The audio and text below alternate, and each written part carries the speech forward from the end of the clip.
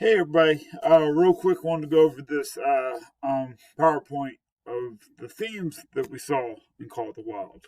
Um, yeah, so I'm gonna make this. These slides are available on Google Classroom, but then you can watch this video and hear along. That's cool too. I'm just gonna explain a little bit more in detail what you're seeing on these slides. Let's see if it'll let me. Oh, there we go. All right, so we're going to talk about pride first. Obviously, pride is loving yourself a little bit, and we should all love ourselves a little bit. When somebody becomes egotistical, it means they're loving themselves entirely way too much. So, Buck had pride in himself, though. We saw that pride kind of go up, up, up and away, um, especially in chapter 3, 4, 5, 6, and 7. Buck didn't just aim to survive, he excelled at adapting to his environment. That's what the whole book is about, is him adapting to his environment. Is put into the frozen terrain of Alaska. We know that he shows he can be the lead hunter when chasing the rabbit. He's very prideful of that. When he defeats Spitz and becomes the alpha of the wolf pack, he wants to make sure that Francois and Perrault know that as well. He takes great pride in being the lead dog of the sled team, and he makes sure he puts everybody in their place because he's got pride and making his team the best that they can be. We saw that he pulls that 1,000-pound sled, and he knows he's not going to receive any benefit from it, but he knows that his master wants him to do it, John Thornton, and so he just does it. He's like, let's do this thing. And then there at the very end of the book, when the wolf pack surrounds him, and he's kind of got the choice of fight or flight, and he chooses to fight, and he slowly, one by one, just kind of beats the crap out of everybody in the wolf pack to the point where they're like, yo, you the main alpha, I'm bad. That's part of the pride going in right there. So that's pride right there, and that's pretty self-explanatory. None of that stuff is like, brain disturbing new things that you're coming across. Survival, duh. We talked about the law of Clove and Fang. We also said the law of Clove and Fang is also known as survival of the fittest.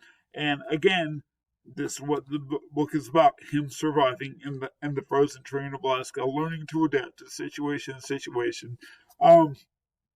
He gets beat up by various people. We mainly think about Charles, who was beating and whipping the dogs and starving the dogs and overworking the dogs. And we think about the Red Sweater Man, because the Red Sweater Man taught him the law of club, which is when a man has a club, you submit to them, you back down, you lay down, you don't fight a man with a club. And that kind of goes out the window there at the very end when he kills all the Yehat Indians.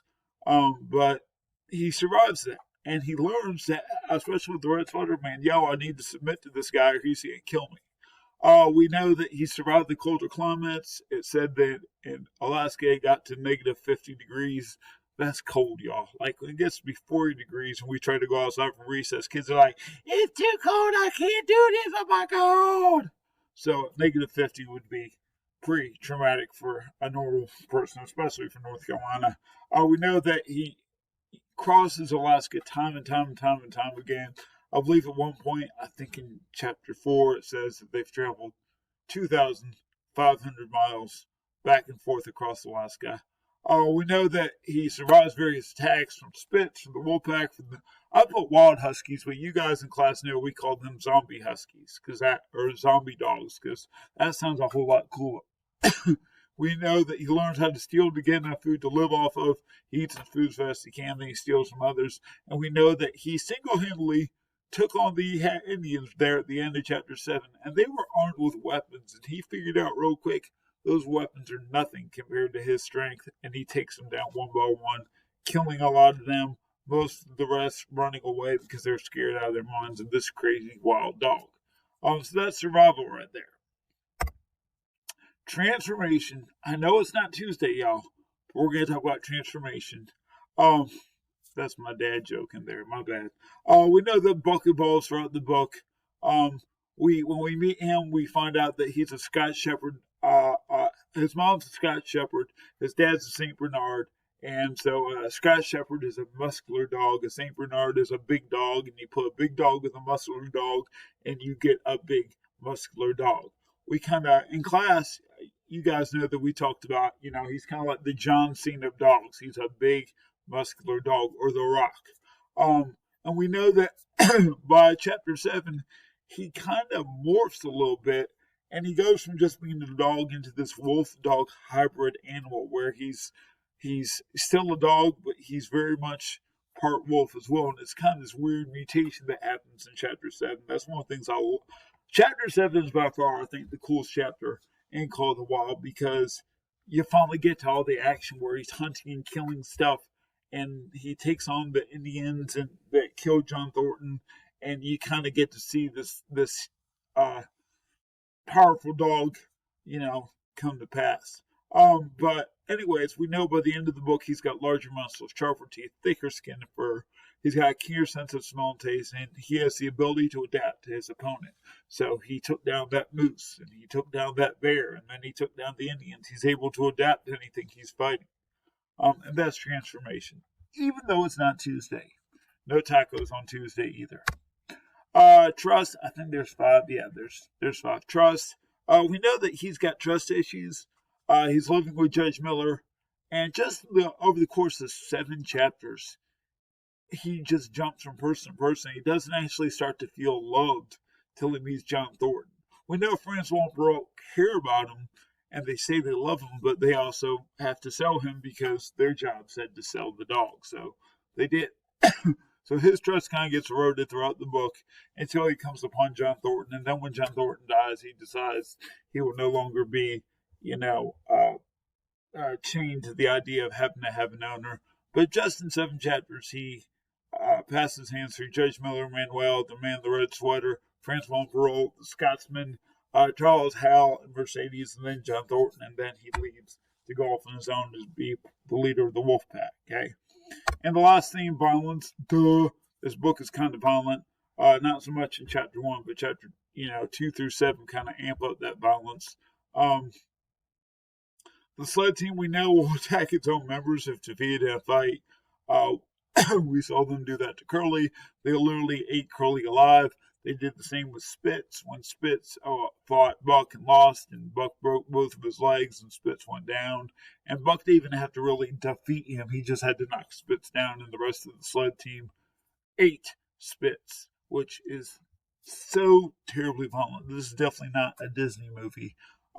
We know that Buck is beaten and tortured by the Red Sweater Man, who teaches him to respect the club. We know that Charles and Hal, they're idiots. They whip the dogs. I know I just got Charles right there. But that's Charles and Hal, but, you don't need both. We know that Buck and Spitz, they constantly attack each other. Spitz is definitely intimidated by Buck because he recognizes that Buck, is bigger, just as big, just as strong, just as fast as him, and Spitz feels like he's got something to prove. At the end of the book, we know that Buck mercilessly kills all the cats he can possibly find because he's mad at them because they took John Thornton away from him, and he kills a lot. The rest run off, and then we know that Buck defends Thornton when attacked in the bar fight. That Black Bart guy, he grabs him by the throat and takes him down. And he doesn't kill Black Barton, but he definitely bites him and rips his throat open, which is pretty violent if you ask me. This is definitely not a Disney movie. So there we go. So pretty much the 5 things are pride, survival, transformation, trust, violence. And then here's the big picture right here. And I know we're not in class for me to ask this out loud, but it says, what is the Call of the Wild? So, again, we've talked about the law of Clove and Fang is another way of saying survival of the fittest. The Call of the Wild pretty much throughout this book is that beckoning for Buck to unleash this inner primitive beast within. I believe he calls it the primordial beast at one point, to go out into nature and just become his own, sentient being that can run wild and hunt, and he leads the pack. Rest of this we've come, you guys were in class. We've talked about this throughout, reading the book until we went to quarantine. I think the call doesn't really become an issue for Buck until chapter 6 and 7, when he's spending his days with John Thornton and then spending his nights with the wolf in the woods and running around and hunting the wolverines and hunting the bear, the moose, and the than the EHATs. I think when John Thornton dies is when he finally says, okay, enough, I'm good. It's time to move on from humans. And he kind of views humans as these weak, tiny, feral creatures when he kills all those EHAT Indians. Jim down here says, why do you think Buck gave in to the call? I mean, that's pretty clear. John Thornton is dead. That this is his favorite owner, his favorite master who loved him and appreciated him. And he kind of said, okay, John Thornton's going out of my life. I'm going to move on and adapt that primordial beast within and move on and live in the woods. And that's that. That's all the notes right there. What I would do if you guys are at home, you may want to print this off or copy it down to your notes or have that handy when you guys take the test. The test will be posted next week. You definitely want to keep these handy because they'll come to play in the test. So, yeah. That's the video. If you have any questions, email me. You can watch it again as always. I'll talk to y'all later.